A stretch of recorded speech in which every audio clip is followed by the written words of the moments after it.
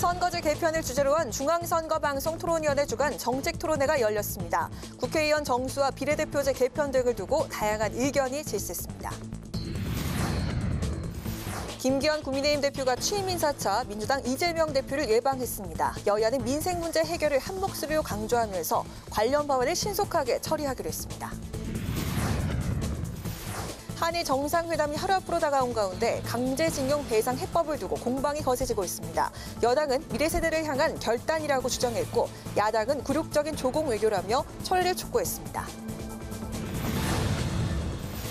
전직 의원들의 시각으로 정치권 핵심 이슈를 풀어보는 여의도 정치회전. 오늘 첫 회동을 가진 김기현, 이재명 대표. 앞으로 여야 협치를 기대해봐도 좋을지 또 국내 여론이 들끓는 가운데 내일부터 열리는 한일 정상회담의 결과를 전망해보겠습니다.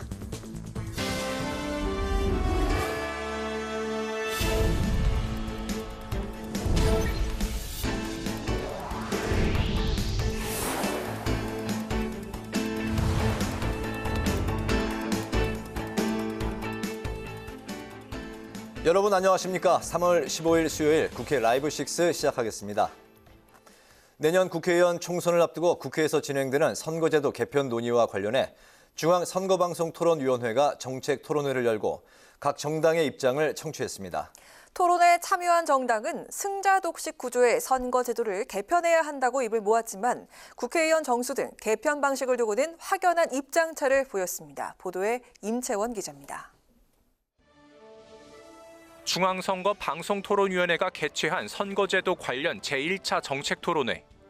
국민의힘과 민주당을 비롯한 정의당, 기본소득당, 시대전환, 민생당이 토론에 참석해 선거제 개편 의견을 밝혔는데 특히 지역구 의원 253명, 비례대표 의원 47명의 국회의원 정수 문제를 두고 국민의힘과 민주당, 정의당 등 소수정당의 의견이 엇갈렸습니다. 국민의힘은 국민적 반감이 거세다는 이유로 의원 정수 확대를 반대했습니다. 의원 정수 300명을 유지하면서 도시는 중대선거구, 농촌은 소선거구를 적용하는 도농복합형 선거구제 도입을 주장했는데 비례대표 의원보다는 지역구 의원 비율을 늘려야 한다고 강조했습니다. 도농복합형 중대선거구제를 도입을 해서 아까 전에 말씀드린 대로 한 개의 선거구에 각 정당이 한 2분의 1 정도까지만 추천을 하고 대신 비례대표는 좀 줄더라도 민주당은 국민의 동의를 받아 비례대표 의원 비율을 확대한다며 권역별 비례대표제를 주장했습니다. 김영배 민주당 의원은 의원 정수를 300석에서 30석을 늘리고 지역구와 비례대표 의석을 220대 110의 비율로 조정하는 안을 소개했습니다. 국민의힘을 포함한 협상 대상들이 만약에라도 도농복합을 제안해 온다면 이런 아까 비례대표제 확대를 전제로 논의가 가능하다라고 말씀을 분명히 드린 것입니다. 정의당 등 소수정당도 600조 원이 넘는 정부 예산 심사와 효율적인 행정부, 사법부 견제를 이유로 의원 정수 확대를 주장했습니다. 또 선거제도의 비례성, 대표성 강화를 위해 비례대표 의원 비율을 늘려야 한다고 거듭 주장했습니다. 왜곡이 없는 투표가 곧 선거 결과가 되는 비례성 강화가 최우선 과제입니다.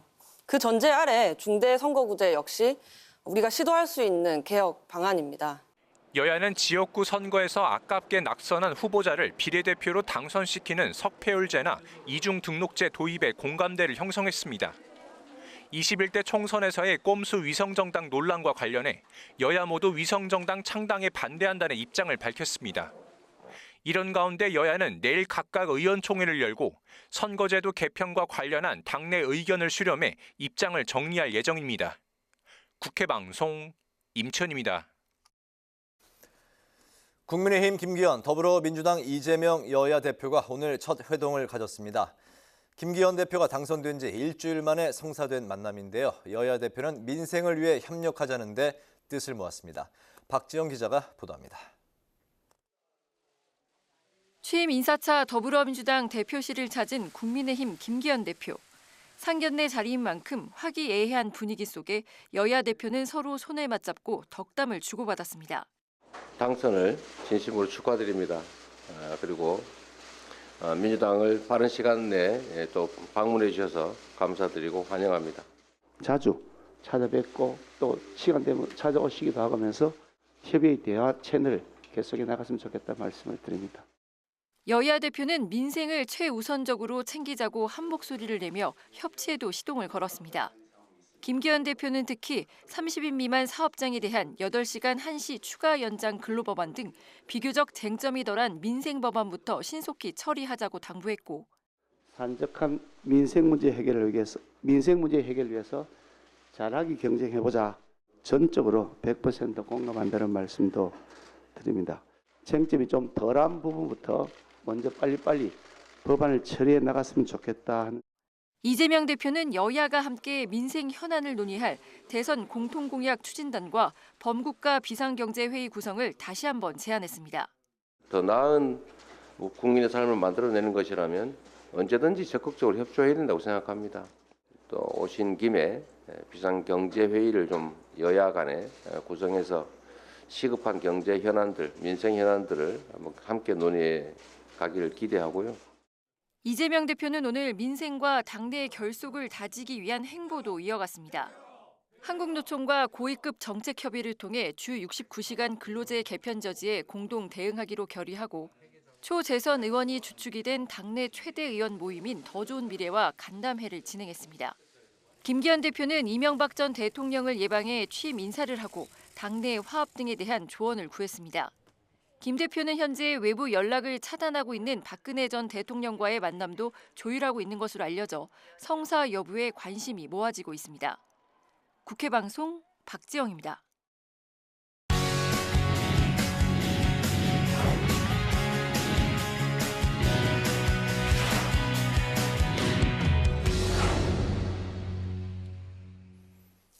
네, 앞서 리포트에서 본 양당 대표 회동과 관련해서 태윤영 기자와 함께 좀 더 자세히 살펴보겠습니다. 태 기자, 어서 오세요. 안녕하세요. 네.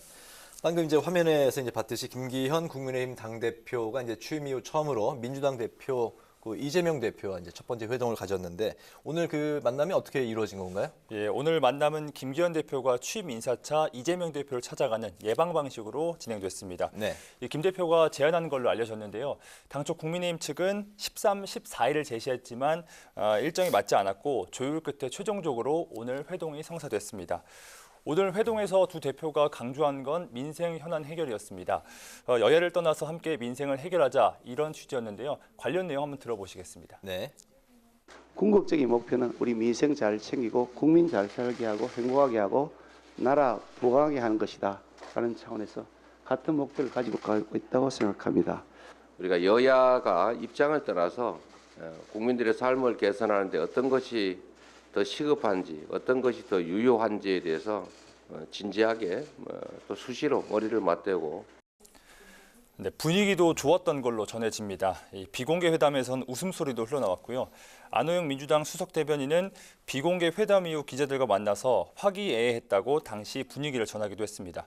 이 대표에 대한 검찰 수사와 일제 강제동원 배상안 같이 민감한 현안은 거론되지 않았다고 양측은 밝혔습니다. 네.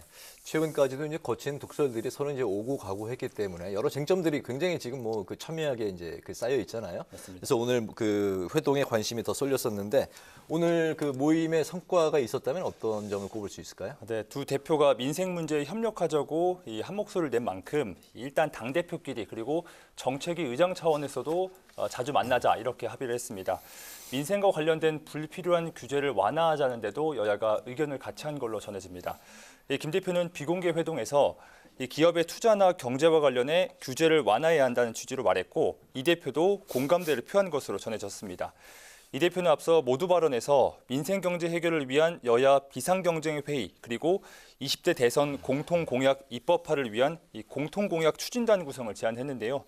김 대표가 검토 뜻을 밝힌 만큼 후속 논의도 이어질지 관심입니다.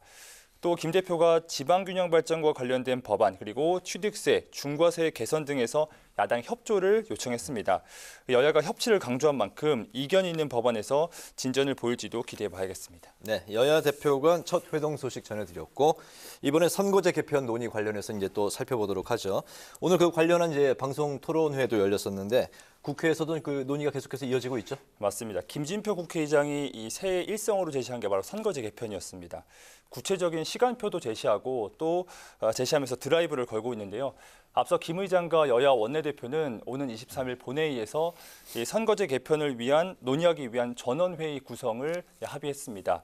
다만 정치개혁특별위원회가 선거제 개편과 관련된 결의안을 의결한다는 전제가 달렸는데요.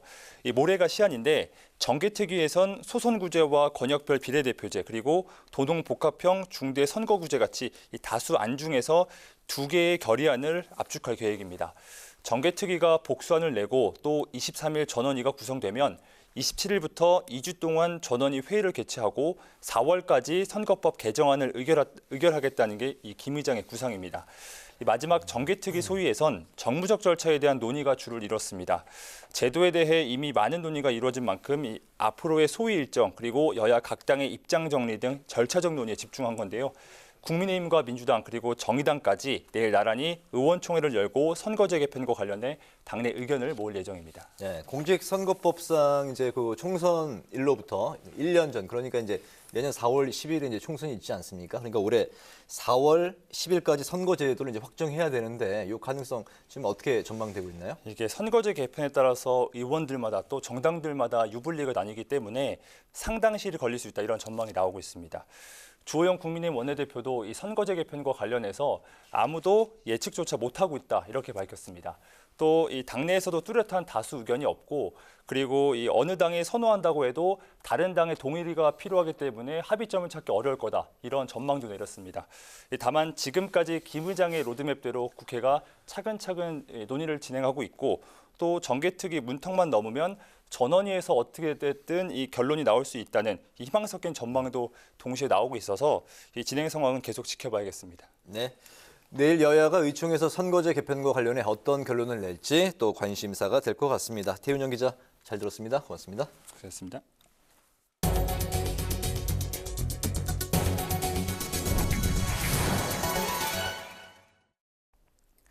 윤석열 대통령의 일본 방문을 하루 앞두고 여야는 정부의 강제동원 해법안을 놓고 공방을 벌였습니다.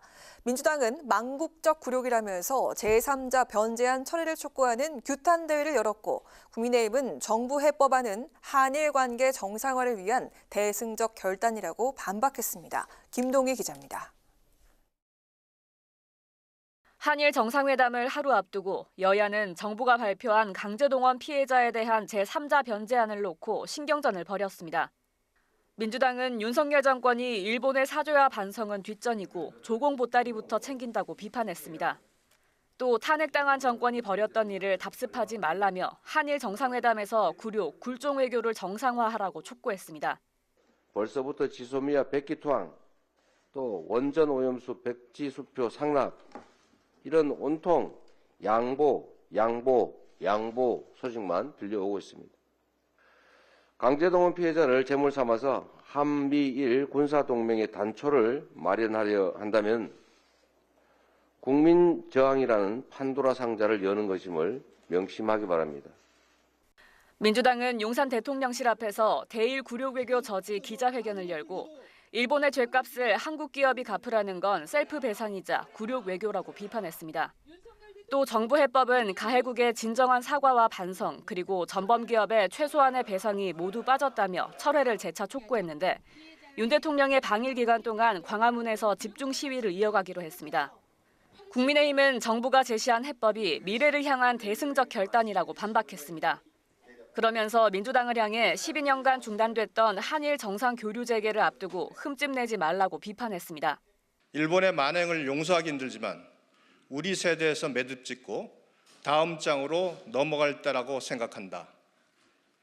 미래를 향한 담대한 발걸음에 민주당의 무책임한 반일 선동 죽창과 타령은 과거의 늪에서 나오지 않겠다는 망국적 선언이나 다름없습니다. 이런 가운데 국민의힘 초선 의원들은 윤석열 대통령의 일본 순방 이후 오는 27일부터 2박 3일간 의회 외교 차원의 지원 사격을 위해 일본 방문에 나섭니다. 당 사무부총장으로 임명된 박성민 의원과 배현진 의원 등 친윤계를 포함한 의원 30여 명은 일본 의회를 방문해 강제동원 해법 등 한일 관계 개선안을 논의할 예정입니다. 윤 대통령의 방일 성과를 공유하기 위해 추후 행정안전위원회가 열릴 예정인데 제3자 변제안에 대한 여야의 치열한 공방이 예상됩니다. 국회 방송 김동희입니다. 내년 총선을 앞두고 당면 과제로 떠오른 선거구제 개편과 함께 헌법 개정 논의도 정치권에서 다시 재조명되고 있습니다. 이에 김영주 국회 부의장이 법학 전문가를 초청해 앞으로의 개헌 논의 방향에 대한 특강 자리를 마련했는데요.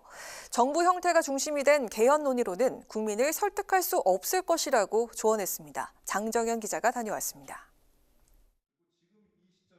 개헌 특강에 나선 이준일 고려대학교 법학전문대학원 교수는 87년 민주화 이후 36년이 지나도록 그대로인 대한민국 헌법을 변화하는 시대와 어울리지 않는 철진한 옷이라고 표현했습니다. 그러면서 새 옷으로 전부 갈아입느냐, 곳곳을 수선해서 입느냐는 깊은 고민이 필요한 대목이라고 지적했습니다. 특히 정부 형태에 대한 헌법 개정 논의 과정에서 우리의 정당 제도와 선거 제도, 언론 제도 등 제도적 기반이 마련돼 있는지 반드시 고려해야 할 것이라고 강조했습니다.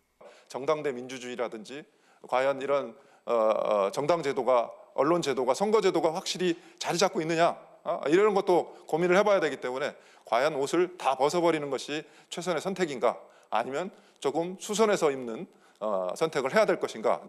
하지만 정부 형태만이 중심이 된 개헌 논의로는 국민을 설득할 수 없을 것이라며 자유와 평등, 안전에 관한 권리, 4차 산업혁명과 기후위기 등 국민 삶과 직결된 의제를 정치권이 먼저 제시해 국민 공감을 얻어야 할 것이라고 조언했습니다.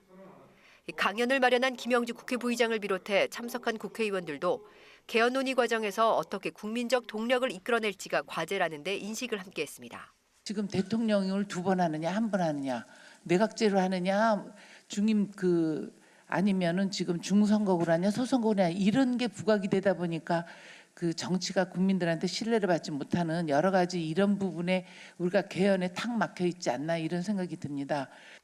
이어서 김 부의장은 오는 23일 여야 합의로 출범할 선거제 개편을 위한 전원위원회 의장을 맡게 됐다고 밝히고 여야 국회의원 모두와 함께 머리를 맞대 결실을 낼 수 있도록 최선을 다하겠다고 강조했습니다. 국회방송 장장현입니다. 김진표 국회의장이 현지 시간으로 어제 이탈리아 하원 의장과 만나 항공 우주 분야 협력을 논의했습니다. 피에트로 파롤린 교황청 국무원장과의 회동에서 남북 문제 해결 방안에 대한 심도 있는 의견을 나눴습니다. 강민지 기자입니다. 이탈리아를 공식 방문 중인 김진표 국회의장, 로렌초 폰타나 하원 의장과 회담을 갖고 과학기술과 남북 문제에 있어 협력을 강화하자는 데 공감대를 모았습니다. 김 의장은 양국 간 항공우주 분야 협력을 위한 MOU 체결도 제안했습니다. 폰타나 의장도 첨단 기술 분야 선진국인 한국과 협력하고 공조해 나가길 기대한다고 화답했습니다. 김 의장은 폰타나 의장 회담에 앞서 피에트로 파롤린 교황청 국무원장과 만나 한반도 비핵화 문제에 대한 의견을 나눴습니다. 김 의장은 탄도미사일 발사 등 최근 지속되고 있는 북한의 도발에 대해 방북을 포함한 교황청의 중재를 요청했습니다. 파롤린 국무원장은 남북 문제 해결을 위해 할 수 있는 모든 것을 다하겠다고 강조했습니다. 김 의장은 또 2027년에 열리는 세계 청년대회 한국 유치에 대해서도 교황청의 관심과 지원을 당부했습니다. 이탈리아 일정을 마친 김 의장은 순방 마지막 일정으로 이스라엘을 찾아 국회 그리고 정부 관계자들과 연쇄회담을 진행할 예정입니다. 국회방송 강민지입니다. 민주당이 신재생에너지, 미래자동차 등 탄소 중립 산업에 대한 지원과 투자 세액 공제 확대를 골자로 하는 이른바 한국판 IRA법을 발의했습니다. 양이원영 의원이 대표 발의한 탄소 중립 산업 보호 특별법은 전기자동차, 재생에너지, 녹색 제품 등 국내 탄소 중립 산업 육성과 지원 강화 방안이 신동근 의원이 대표 발의한 조세 특례 제한법 개정안은 정부 안대로 세액 공제 비율을 대중견 기업은 현행 8%에서 15%로 중소기업은 16%에서 25%로 올리는 내용이 담겼습니다. 민주당은 또 세액 공제 대상이 되는 국가 전략 기술을 현재 반도체, 백신, 2차 전지, 디스플레이 등 4개 분야에서 재생에너지와 수소 등 탄소 중립 산업, 미래형 이동수단 분야까지 확대하기로 했습니다. 문화예술체육관광 분야의 국가 재정을 2%대로 확대하는 방안을 논의하는 비전 대회가 국회에서 열렸습니다. 비전 대회를 주최한 민주당 소속의 홍익표 문화체육관광위원장은 문화예술체육관광 분야는 국민 삶의 질과 국가 이미지 향상 등에 상당한 영향을 미치는데 예산은 전체 1%대에 불과하다고 지적했습니다. 비전 이어서 세계적 수준의 K컬처가 지속되려면 정부가 더 투자하고 고민해야 한다면서 국가 재정의 2% 이상으로 문화 관련 예산을 늘려야 한다고 주장했습니다. 코로나19 이후 항공권 수요가 늘고 있는 가운데 성수기 항공좌석 공급 대책 마련과 항공권 할인 제도 개선이 필요하다는 의견이 제시됐습니다. 김명준 제주도청 공항확충지원과장은 항공기가 대중교통인 제주도민은 성수기 좌석 품귀 현상과 비싼 항공요금 때문에 병원 진료나 경조사 등 긴급 상황 시 이동권에 제약이 있다며 특별기 증편과 대형기 교체 투입 의무화, 특가 항공권 중복 할인 등의 조치가 필요하다고 밝혔습니다. 세미나를 주최한 위성곤 의원은 항공사가 가격 상한 제한 없이 항공요금을 자율적으로 결정하는 독과점 문제를 해결하고 적정 가격에 항공 서비스를 제공하도록 정부와 지자체의 개입이 필요하다고 밝혔습니다.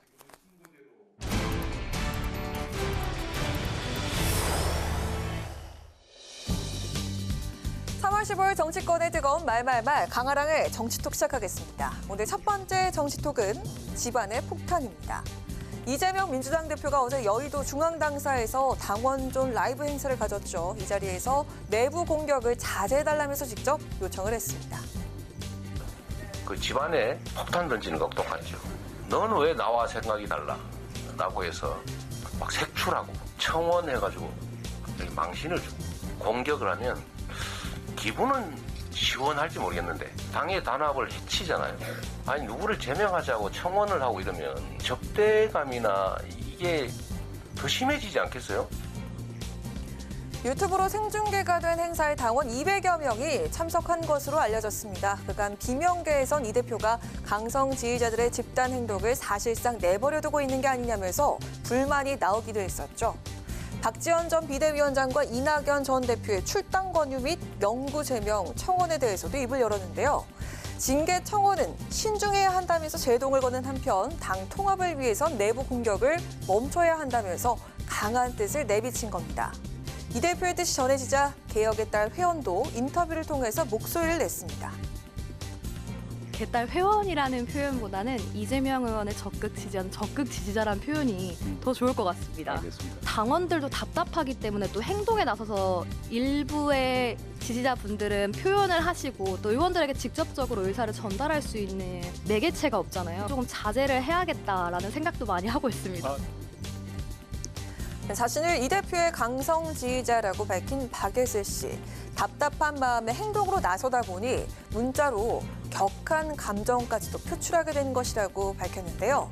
자제해야겠다는 의견엔 공감을 했습니다.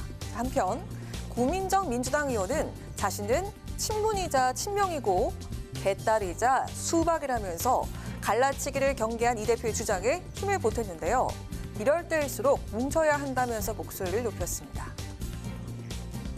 수박이란 단어도 맞듣지 않고요. 네. 개딸이라는 단어도 되게 불편합니다. 이것이 자꾸 서로를 나누는 단어가 되고 있기 때문에 예. 사실은 누군가 저에게 물어보면 나는 친문이면서도 친명이고 나는 또 개딸이면서도 수박이고 저희 당 의원들이나 당원들은 이럴 때일수록 더 강하게 뭉쳐질 필요가 있다는 생각이 들고 집안에 폭탄을 던지지 말라면서 내부 공격에 대해서 강력 자제를 요청한 이 대표.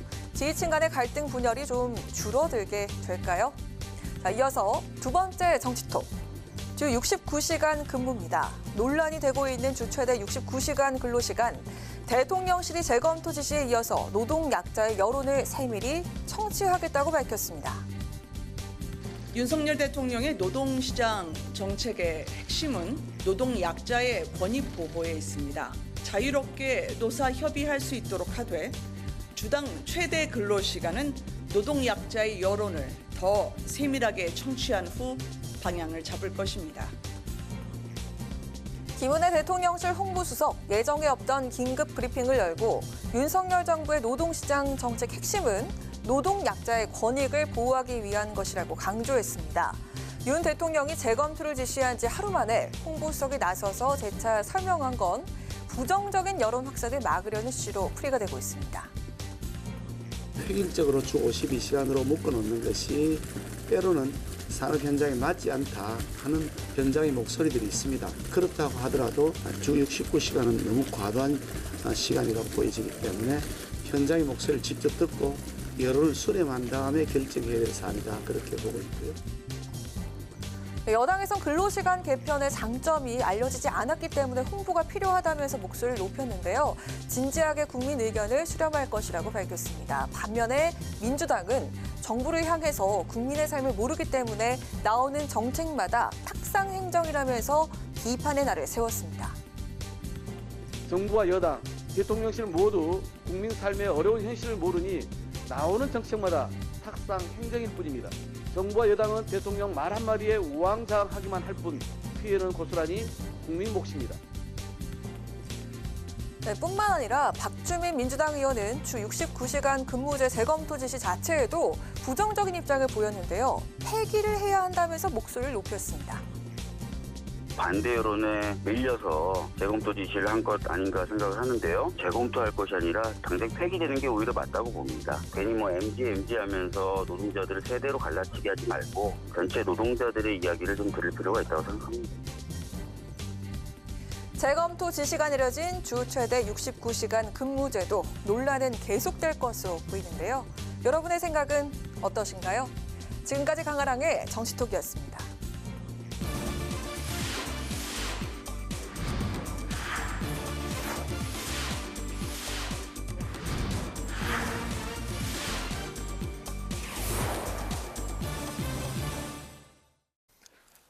네, 여야 전직 의원과 함께 정치권의 가장 뜨거웠던 이슈에 대해서 양측의 이야기를 들어보는 여의도 정치 외전 시간입니다. 오늘도 신경민 전 더불어민주당 의원, 신성범 전 새누리당 의원 두 분 나오셨습니다. 반갑습니다. 어서 오십시오. 안녕하세요. 네. 오늘 김기현 국민의힘 대표, 더불어민주당의 이재명 대표 간의 첫 번째 회동이 있었습니다. 제가 지난주에 과연 두 분이 이렇게 만나는 장면이 연출될 수 있을까 했더니 그 신경민 의원께서 당연히 찾아가서 예방하는 그런 모습은 연출될 것이다 라고 말씀하셨는데 일주일 만에 본격 이제 첫 번째 회동이 이루어졌습니다.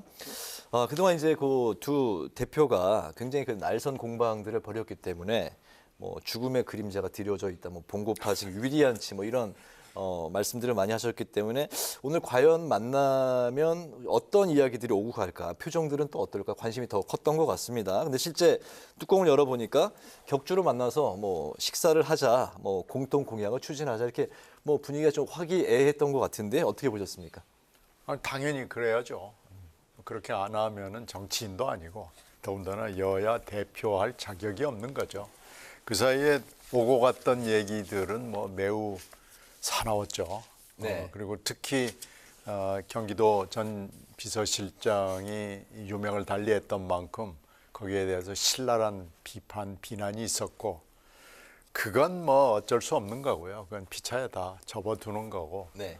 오늘 악수하고 저렇게 웃고 하는 건 당연한 건데 거기서 이제 눈에 띄는 대목이 대선 공통 공약 추진단을 구성하자라는 거하고 이걸 화답해서 격주 단위로 그러면 여야 대표가 만나자 그건데요. 네. 저는 이거 두 개 다 얼마 못 간다고 봅니다. 그렇습니까? 이게 몇 달이나 갈까요? 몇 주나 갈까요? 대선 공통 공약 추진단 이름 좋죠. 장명은 좋은데 얼마 못 갈 겁니다. 그리고 네. 격주?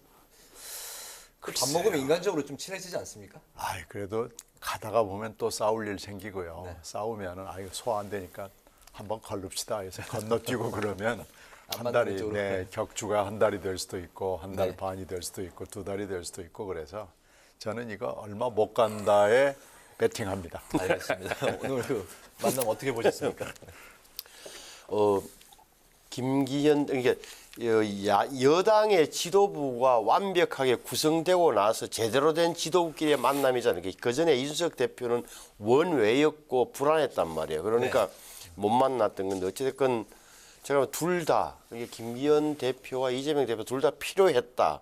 서로의 필요성이 있는 거다. 김기현 대표 입장에서는 이제 대표가 돼서 국회 운영 차원의 대야관계에서도 지도력 내지 정치력을 보일 필요가 있었던 거고 이재명 대표 입장에서도 계속 방탄이라는 비판만 받아왔는데 민생도 함께 한다는 민생을 고민한다는 지점을 보여줘야 된다. 따라서 두 대표가 일치했다. 정치적 이해가. 그런데 이제 이재명 대표 입장에서는 끌어들이는 거냐. 끌어들이는 건 뭘 끌어들이냐. 대선 공통 공약. 다시 말해서 김기현 대표를 활용해서 여당에 정부에 압박을 가하는 거란 말이에요. 네. 우리의 공약, 그리고 민주당의 공약 이런 것도 슬쩍서 얹어서 돈을 뭐 예를 들어서 그런 협조를 구하려고 하는 건데 그건 잘 앞으로 어떻게 될지 모르겠다. 또 하나는 제 눈에 띄는데 뭐 격주로 보자. 김기현 대표 이야기했죠. 네. 격주. 그럼 윤석열 대통령과 김기현 대표가 또 격주로 만나요. 그럼 뭐냐? 어떻게 보면 김기현 대표를 사이에 두고 제3자 어떻게 뭐 이렇게 좀 간접 대화랄까 서로가 하는 이야기가 전달되는 그런 흐름을 만들어줄 수 있겠다. 그런 의미에서 이재명 대표 입장에서는 지금까지 쭉 여야 영수회담 꼭 해야 되겠다. 몇 번 이야기했잖아요. 네. 윤석열 대통령 만납시다. 근데 그 지점에 그게 없어진 게 오히려 조금 부담은 되겠죠. 정식으로 보면 기분은 안 좋을지언정 어차피 김기현 대표를 상대로 할 수밖에 없는 그런 현실은 인정해야 되는 것 아니냐. 이래 봐요. 알겠습니다. 제가 거기다가 한마디만 더 붙일게요. 3자 간접 대화가 가능하다고 지금 금방 신 의원님 얘기하셨잖아요. 근데 글쎄 가능하죠. 근데 이제 김기현 대표가 이제 용산에 가서 저 실은 지난번에 이 대표를 만났더니 어쩌고 저쩌고 하면 들은 채도 안 할 겁니다. 저는 아마 3자 대화는 뭐 거의 이루어지지 못할 것으로 생각합니다. 아 이게 좀 웃음은 나왔지만 우픈 그 좀 현실인 것 같고요. 예. 아무래도 그럼에도 불구하고 만나봤더니만 이런 이야기 입디다 아니면 뭐 그런 간접 전달되는 것만으로도 굉장히 좀 좋은 진전이라고 생각해요. 그러니까 우리가 왜 지금까지 왜 여야 이른바 영수회담 윤석열 대통령과 이재명 대표 왜 안 만날까 하는 왜 안 만나려고 하는가에 대해서는 이제 국민들이 알잖아요. 어떻게 보면은 범법자 내지는 뭐라 그럴까 피의자로 보는 대통령의 시각이 깊게 투영되어 있다는 사실이란 말이에요. 그러면 앞으로도 그럼 적어도 대화 정치, 여야 정치의 정상화의 조건으로 영수회담을 꼭 해야 된다는 일방의 주장도 한쪽의 주장도 제가 보기엔 너무 그렇게 밀어붙일 근거는 많이 없어진 거예요. 김기현 대표가 등장함으로써. 알겠습니다. 뭐 스텝 바이 스텝으로 조금씩 가까워지면서 이제 윤 대통령 취임 이제 1주년도 가까워오는데 언젠간 이재명 대표도 만날 수 있는 날이 이제 오기를 또 이제 희망을 해보겠습니다. 그 국민의힘 새 지도부가 요즘에 참 분주합니다. 방송 출연도 많이 하면서 이제 홍보도 많이 하고 있고 또 새 지도부가 어제는 윤석열 대통령과 이제 저녁에 만찬 회동을 가졌는데 윤 대통령이 만찬 회동 자리에서 대선에서 동고동락한 동지기 때문에 더욱 신뢰가 간다 이렇게 이야기를 했습니다. 그야말로 이제 당정 일체가 된 그런 모습이 된 것 같습니다. 정치가 완팀이 돼서 하나의 목소리를 일사불란하게 가는 게 뭐 그 추진력, 동력도 없고 좋은 것인지 아니면 이런저런 목소리들이 다양하게 나와서 정말 뭐 다양한 의견들을 반영을 하고 시간은 좀 걸리더라도 그렇게 결정을 내리고 결론을 내야 되는 것인지 뭐 저는 정치 잘 모릅니다만 어떤 방향으로 가는 게 좋은 겁니까? 양쪽 이게 뭐 원론적으로 이야기하면 지금 국민에서 일단은 내실을 다지고 안을 단단하게 하고 다음에 확장적으로 가는 게 맞을 수도 있다. 근데 이번에 왜 김기현 대표 체제가 만들어졌습니까? 이거는 1년 된 윤석열 대통령에게 어차피 힘을 실어줘야 된다는 그런 뭐랄까 당원들의 마음이 일단 모아졌던 거고 왜 결선 투표까지 안 갔죠? 그거는 오히려 이러다 보니까 대통령의 생각이 뚜렷하게 투영되다 보니까 확실하다 보니까 이러다가 김기현 의원이 대표가 안 되면 당내 혼란이 생기는 것 아니야? 내지는 이렇게까지 왔단 말이에요. 그러니까 그것을 방지하기 위해서 어차피 밀어주는 거 확실하게 1차에서 끝내자고 해서 지금 52%로 넘어갔단 말이에요. 이런 지점을 생각한다면 지금은 자 대표, 최고위원, 청년 최고위원, 당직은 어차피 원팀으로 갈 수밖에 없는 대목이 있다. 근데 문제는 이 다음이란 말이에요. 이 다음이라 하면 내년 총선에서 뭐가 나냐. 이렇게 되면은 여기까지는 인정하는데 당원들도 인정하고 국민들도 정치 현실의 모양이다라고 판단해 주겠지만 여기서 나오는 이 다음에 나오는 예를 들어서 뭐 정책과 공천 문제에 있어서만큼은 우리 당원만 선거를 하는 게 아니잖아요. 그렇게 되면 이른바 중도층을 향한 소구력 있는 정책과 공천 같은 거는 이제 숙제로 남는 거예요. 당신과 민심의 괴리를 지금까지 인정했지만 당심을 인정했지만 앞으로 민심 쪽으로 이동해야 되는 것은 분명한 사실이죠. 네, 민심을 이제 반영하는 쪽으로 이제 가야 된다. 차근차근. 네. 네, 금방 앵커가 말씀하신 두 가지를 뭐 같이 하는 것이 정도겠죠. 네. 근데 이제 어느 정도로 그것을 섞냐, 무슨 당을 만들어내냐가 중요한데 지금 여러 가지 그 사이 정황을 봤을 때 김기현 지도부는 어쩔 수 없이 대통령실 때문에 대통령 때문에 당권을 잡은 만큼 대통령의 의견에 귀를 기울이지 않을 수가 없을 거고요.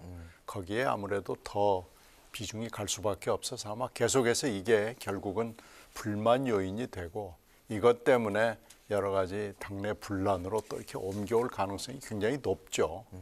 저희들도 주목하고 있는데 민주당 입장에서는 민주당 내부가 지금 시끄럽기 때문에 별로 그 집 보고 싶은 생각도 없습니다만은 볼 여유도 없고 그렇습니다만은 간단치 않아 보입니다. 방금 이제 신경미 의원님께서 연포탕 말씀하셨으니까 그동안 이제 김기현 이제 대표가 쭉 이제 경선 때서부터 전당대회 때서부터 이제 그 연포탕을 이제 추진하겠다 이제 강조를 해 왔는데 당직 인선 이제 뚜껑을 열어보니까 이게 뭐 연포탕이 아니다. 뭐 그 물만 많이 들어가 뭐 쭈꾸미가 하나 들어가 있다 이런 얘기들도 있는데요. 이게 이제 그 친윤탕이다라는 이야기도 있습니다. 뭐 자체에서는 뭐 그 연포탕이 맞다라는 이야기를 하고 있는데 김기현 대표가 이제 인재영입위원장을 직접 맡는다고 하는 요 상황에서 윤 대통령과의 내년 공천 상황 좀 어떻게 반영이 될까요? 어떻게 보세요? 이게 예측하기는 힘든데 흔히들 뭐 김기현 대표가 윤석열 대통령의 후광, 지원 때문에 됐다는 사실은 뭐 정치 현실적으로 부인하기 힘든 부분이 분명히 있는 거예요. 네. 이 대목을 어떻게 볼 거냐. 당정 일체와 당정 융합이라는 게 정말 당내 민주주의에 우리가 알고 있는 상식적인 당내 민주주의와는 완벽하게 배치되는 거냐. 또 그렇게 보기에는 당정 분리되는 게 그러면 민주주의의 극치냐 하는데 뭐 좀 다른 대목이 있는 거예요. 정치 현실과 우리 대통령제라는 독특한 성격, 우리 정당 사회 이런 점 때문에 따라서 이 점은 타협할 수밖에 없는 중간선이라는 게 타협할 수밖에 없다. 지금 당직은 제가 보기에는 앞으로 원내대표든 정책위 의장이든 뭐 이런 분들도 지금의 당내 구성과 이번 선거에서 확인된 당원들의 마음을 반영한다면 뭐 친윤 체제로 갈 수밖에 없는 현실을 당원 스스로 인정할 것 같다라고 봐요. 그래서 아까도 말씀드렸지만 앞으로 남는 것은 이제 말씀하신 공천 문제인데 이게 쉽지 않은 게 김기현 대표가 예를 들어서 대통령이 요구하는 대통령 측에서 추천하는 사람들을 100% 다 받아들인다. 이건 현실적으로 불가능한 거예요. 공천관리위원회나 어떤 그런 게 만들어지는 순간 내적 논리에서 굴러가게 돼 있다고요. 지금까지 어떻게 했냐면 항용 보면은 대통령실에서 최소한 한 20여 명, 많아야 20여 명이었어요.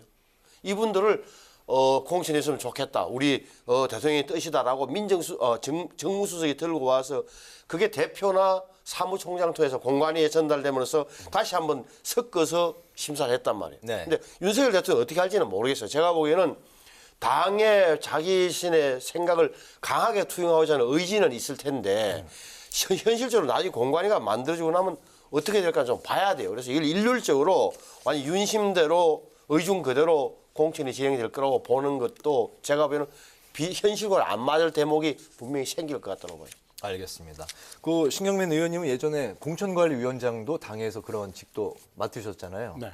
그 공천 공천 관련해서 여러 가지 프로세싱 누구보다 최고위원을 해봤습니다. 몸소 체험을 하셨으니까 최고위원. 대통령과의 관계 이런 것도 이제 경험을 하셨는데 그때는 야당이었기 때문에 청와대하고 관계는 제가 잘 모르겠습니다. 그러나 이제 그 뒤에 여당이 돼가지고 하는 걸 보면은 청와대와의 관계가 쉽지는 않아요. 특히 우리나라 대통령제에서 여당과 청와대와의 관계는 대단히 어렵습니다. 직언을 하기나 간언을 하기도 쉽지가 않다는 건 제가 아는데요. 이번에 연포탕에 대해서 제가 기대를 일말도 걸지는 않았습니다만은 연포탕이라는 메뉴 자체가 이름만 있었지 그 주방에서 요리할 줄을 모르는 거예요. 재료도 없고 뭐 아무것도 없는 그런 어떻게 보면 이거 소비자원에다가 고발해야 될 사안입니다. 이건 연포탕이라는 간판만 걸어놓고 메뉴가 없는 겁니다. 그런데 이제 제가 이 대표가 되고 나서 네. 같이 경쟁을 했던 분들을 이렇게 만나는 걸 보고 이거 이 전도가 심상치 않구나라고 느낀 게 안철수 후보와 만나가지고는 차를 먹으면서 허접한 특위위원장을 제안을 했단 말이에요. 물론 네. 뭐 일거에 과학적으로. 일거에 딱 거절을 당했죠. 근데 이건 어떻게 보면 안철수 후보에 대한 상당한 뭐 모욕까지는 아니지만 좀 별로 기분 좋지 않은 제안입니다. 그리고 황 후보하고는 만나서 점심을 먹고 아무것도 제안을 안 했어요. 네. 근데 천 후보하고는 만나지도 않았고 아무 제안도 안 했습니다. 계속 뭐 지금 추진하고 있다고 뭐 하더라고요. 아마 계속 추진할 거예요. 네. 근데 이런 걸로 봤을 때는 앞으로 공천 그렇게 쉬워 보이지 않고요. 예전에 김무성 대표가 당대표 직인을 가지고 부산으로 날랐잖아요. 네. 뭐 그런 비슷한 꼭 그건 아니지만 비슷한 사태가 나오지 말란 법이 없다고 봅니다. 굉장히 그 품격의 언어를 구사하시는 신경민 의원님께서 날렸다는 표현을. 그때 나 옥새 들고 나르샤라는 말이 있었죠. 어떻게 김무성 전 대표도 들었는데 그때 분명하게 당 대표 직인을 갖고 부산 간 게 아니라 직인을 사무실에 놔두고 내려갔는데 네. 옥새 갖고 나르샤라에서 억울해 하신다는 사실만 전달해 드립니다. 알겠습니다. 이번에 그 민주당 쪽 이야기로 넘어가 보겠습니다. 어제 그 민주당의 길 비명계 그 의원 모임인데 있었습니다. 그 토론회 주제가 대선 이후 1년 평가였는데 대선 이후에 그 민주당의 1년 두 분은 좀 어떻게 보실까요? 먼저 그 신경민 의원님부터 들어볼까요? 대선 뭐 연장전 비슷하게 돼버렸죠. 그래가지고 사실은 집권을 한 윤 대통령도 그렇고요. 민주당도 그렇고 지금 국민들한테 제대로 서비스를 하지 못하고 계속해서 대선 비슷한 지금 싸움을 하고 있는 겁니다. 근데 지금 위기는 여러 가지 각종 위기들이 쏟아져 들어오고 있는데 여야가 다 지금 이렇게 되고 있고 특히 여당이 그렇다면 야당이라도 뭘 중심을 좀 잡아야 된다고들 얘기하는데 네. 이재명 대표의 사법 리스크 때문에 무슨 말을 해도 사법 리스크로 귀결이 되잖아요. 그래서 사실은 뭐 여야 특히 거대 야당으로서는 할 말이 없는 거죠. 근데 지금 문제는 이 상태, 이 사태가 조기에 뭐가 끝날 것 같지가 않아요. 근데 계속해서 뭐 이재명 대표는 지금 뭐 비명계 의원들도 만나고 있고 또 공천 TF를 이제 구성을 했는데 이낙연계인 그 이계호 의원을 단장으로 했고 비명계 의원들을 상당수 많이 이제 그 직에 뒀습니다. 비명계 달리기 효과가 좀 어떻게 좀 먹힐까요? 어떻습니까? 지금 2차 체포 동의안이 있고요. 더군다나 전 비서실장이 유명을 달리한 상황에서 급하죠. 지금 2차 체포 동의안이 언제 넘어올지 모르는 상황이잖아요. 네. 아무리 늦어도 뭐 4월 어느 순간에는 오기 때문에 사실 얼마 남지 않은 겁니다. 이런 상황에서 지금 비서실장이 유명을 달리하는 이런 사고가 터진 거예요. 그러면은 지난번에 찬성 139, 반대 138 거기다가 무효와 기권이 한 20표가 나왔거든요. 그러면은 어떻게 될지 모른다는 거예요. 더군다나 이 사고 때문에 의원들을 설득하기가 쉽지 않고요. 그때 노웅래 체포동의안 때 161표의 부결표가 나왔기 때문에 지금 목표는 161표 근처까지 가야 되는 걸로 세워놓은 거죠. 네. 근데 이게 그 사고 때문에 쉬워 보이지가 않습니다.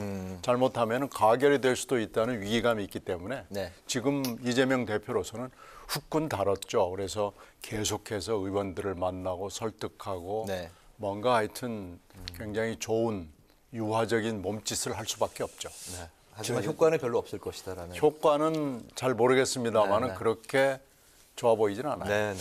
대선 이후 민주당 1년 뭐 저는 이게 이런 방송에 나와서 이런 이야기 할 때마다 민주당 편을 드시는 분들이 많은 분들이 이런 논리를 펴는 거예요. 결국은 검찰이 편파 수사를 하기 때문에 우리는 좋든 싫든 이재명 대표를 옹호할 수밖에 없다. 그런 처지에 내몰렸다는 이야기를 많이들 하세요. 근데 네. 다 좋은데 예를 들어서 1년 전으로 돌아가서 2022년 3월 9일 날 대통령 선거 끝나고 4월 5월에 이재명 전 대선 후보가 해외로 나갔다면 어떻게 됐겠어요? 그런 이야기를 안 하시더라고요.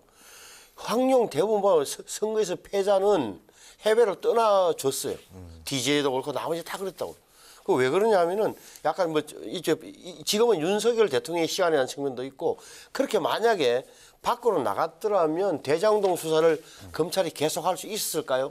물론 도망가는 건 아니냐, 도주하는 건 아니냐 비판은 받을지언정 적어도 해외에 나가 있는 야당 대표를 향해서 수사를 한다고 하면 국민들이 여론이 너무하다고 검찰을 오히려 붙잡았을 거예요.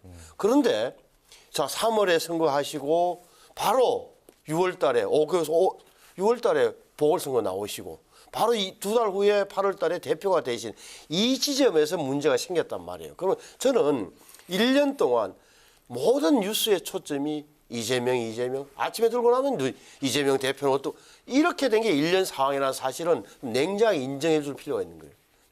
현실을. 민주당은 이재명으로 점철된 1년이었다. 국민들 입장에서 네. 그렇잖아요. 매일 윤석열 이재명 하는 게 1년 내내 계속된 상황 아닙니까 지금? 이재명 외에는 보이지 않았던 그 민주당이었다. 이렇게 이제 제가 정리를 한번 해보겠습니다. 오늘 윤석열 대통령이 이제 요미우리 신문을 과 이제 인터뷰했던 그 내용 이제 아마 두 분 보셨을 것 같은데요. 내용이 이제 일제 강제동원 해법은 원래부터 나의 생각이었고 철회에 대한 걱정은 일본 측에서 하지 않아도 된다. 또 일본의 반격 능력 보유 방침도 이해한다 이렇게 했습니다. 반격 보유 능력이라는 건 이제 미사일 기지 등을 일본이 이제 공격할 수 있는 그런 능력을 보유하겠다라는 이제 선언이고 그동안 이제 평화주의를 주장해 왔던 일본의 안보 정책을 이제 크게 바꾼 뭐 이런 정책인데 이것까지도 우리는 이해한다 이런 그 인터뷰였습니다. 어떻게 보셨나요? 지금 이 얘기는 지금까지 외교부가 이 안에 대해서 설명했던 거하고는 전혀 다른 겁니다. 아, 그렇습니까? 지금 외교부는 피해자들하고도 얘기를 꾸준히 했고 거기서 전문가들의 뭐 의견을 모아가지고 제3자 대의 변제 얘기가 나왔고 어쩌고 저쩌고 했는데 이게 아니고 이렇게 되면은요 외교부가 지금까지 거짓말을 한 거고요. 정부가 총체적으로 거짓말을 한 거고 결국은 대통령의 뜻을 받들어서 그냥 강행을 했다라는 것을 실토한 격이 돼버렸어요. 그래서 이 제3자 대의변제안이 정말로 장기적으로 봐서 옳다. 그래서 내가 밀어붙였다. 이렇게 얘기를 하는 거거든요. 그러니까 이게 설령 맞다고 하더라도 일의 순서는 이렇게 가는 게 아니었다라는 것을 모든 사람들이 지적을 하는데 대통령이 이걸 뒤집은 겁니다. 그래서 이건 굉장히 의미가 큰 거고요. 일본의 반격 능력 보유 방침도 사실은 대통령이 슬쩍 슬립텅 비슷하게 해가지고 얘기를 한번 한 겁니다. 지난번에 어떤 자리에서 이거 뭐 일본 위로 미사일이 날아가는데 일본이 가만히 있으란 말입니까? 뭐 그런데 실제로는 자위대잖아요. 그리고 자위대가 될 수밖에 없었던 역사적 배경이 있고 아직 우리나라도 그렇고요. 주변 아시아 국가들이 일본의 능력 보유, 군사적 능력 보유에 대해서 오케이, 좋아, 그렇게 가라고 얘기한 적은 한 번도 없습니다. 네. 그러니까 이렇게 얘기를 하는 것을 조심하게 접근을 했어야 되고 내가 무슨 얘기를 하고 있는가라는 것을 알면서 얘기를 해야 되는데 전혀 그런 역사적, 군사적 배경 없이 그냥 얘기를 확 뱉어버렸기 때문에 이번에 이것도 계속해서 문제가 될 겁니다. 알겠습니다. 네. 저 부분 그러니까 일본 요미우리 신문과의 회견이기 때문에 일본 국민을 향해서 일본 국민들이 느끼고 있는 안보 불안을 이해한다. 다시 말하면 일본의 열도 위로 북한의 미사일이 날아가고 탄도미사일 이렇게 날아가는 그 지점인데 또 덧붙였어요. 대통령 입장에서는. 그러니까 평화헌법을 갖고 있고 일본이 지금도 전수방위잖아요. 네. 완전히 공격이 아니라 방위에만 전념하는 원칙을 갖고 있다는 사실을 알고 있다고 해서 그냥 일본 국민들을 일본 요미우리 신문 독자에 대한 그런 지점이라고 보고 싶고 오히려 뭐랄까 일본에서 이제 그 연세 드신 분이 왔더라고요. 요미우리 신문 그룹에 보니까 본사 이사회 회장이라 그러고 뭐 대리 주필이라 그래요. 그러니까 아주 경험이 많은 아주 원로 언론인이 왔던데 네. 그분들이 갖고 있는 생각 중에 질문 중에 이상한 게 있었던 게 지금은 윤석열 대통령이라서 이렇게 재단에서 이렇게 한국 재단에서 돈을 모아서 내지만 나중에 또 정권 바뀌면 이렇지 정권 바뀌면 또 우리 일본한테 구상권 청구할까 이런 우려가 있다고 질문이 들어와요. 그러니까 네. 일본 사람들이 갖고 있는 생각이 좀 제가 얼마 전에 서울 특파원 일본 특보를 만나 이야기 들어보니까 이런 걸 갖고 있어요. 일본은 정권 교체를 되더라도 정권 교체 한 바퀴 안 됐지만 이 국가의 방향이 크게 안 바뀌는데 어떻게 대한민국은 정권이 바뀌면 정치 가치관이 바뀌는 것 같다는 이야기를 하더라고요. 그러니까 네. 일본 사람들 눈에는 문재인 대통령이나 윤석열 대통령이나 90도 뭐 다르지 180도 다르고 안 본다는 거예요. 이런데 뭐 있는 거예요. 정권이 바뀌면 또 뭐 이렇게 오락가락하는 거 아니야? 이런 의문을 갖고 있는 거예요. 그 질문 지점인데 여기서 대통령이 오히려 구상권 행사로 이어지는 않을 거다라는 답변을 하더라고요. 그러니까 내 정권이 만일이라도 나중에 바뀌더라도 다시 일본에게 뭐 구상권 행사는 일은 없을 거라고 말씀을 하셨는데 어찌됐건 적어도 저는 요미우리 신문의 인터뷰 내용은 일본 독자들에게, 일본 국민들에게 메시지는 강하게 던졌다. 그 내용에 대해서는 저는 뭐 국내에서는 충분히 찬반이 있을 수 있다고 봐요. 네.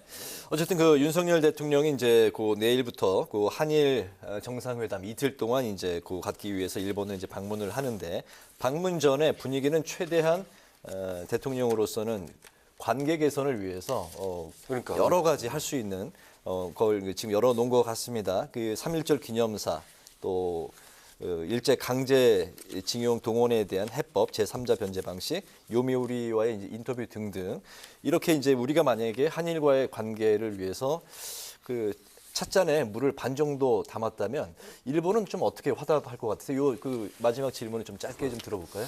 글쎄 일본이 아무것도 안 할 가능성이 있어요. 아무것도요? 네, 지금 외상 얘기하는 것도 보면은 뭐 이 정도 했으니까 뭐 됐다. 강제징용은 아예 없는 거다라고 얘기하는 걸로 봐서 저는 또 그 공동 선언은 못 하겠다 그러고 공동 기자회견만 하는 걸로 봐서는 이게 완전 비인전으로 돌아오는 거 아닌가 하는 걱정이 있습니다. 아 그렇습니까? 네. 공동 기자회견에서 기시다가 적어도 어떤 성의 있는 말을 하는지가 핵심이 될 것 같고 예를 들어서 지금 뭐 수출 규제 해자 이런 건 좀 될 것 같은데 결국은 뭐 미국 다음 달에 미국 가고 하니까 미국이 우리 어떤 한일 관계 개선 또 거칠게 하면 배후인 것도 사실이니까 정치 현실이니까 국제 정치 현실이니까 길게 좀 보고 대일 접근 방법에 대한 평가는 나중에 하는 게 좀 맞을 거라고 저는 봅니다. 알겠습니다. 오늘 여의도 정치회전 이제 마칠 시간이 됐는데 오늘은 여야 대표 간의 첫 회동 그리고 한일 정상회담 예상까지 담아봤습니다. 지금까지 신경민 전 더불어민주당 의원, 신성범 전 새누리당 의원 두 분과 함께했습니다. 오늘도 말씀 잘 들었습니다. 감사합니다. 네, 고맙습니다. 네, 오늘 국회 라이브 6도 여기서 마치겠습니다. 시청해 주신 여러분 고맙습니다.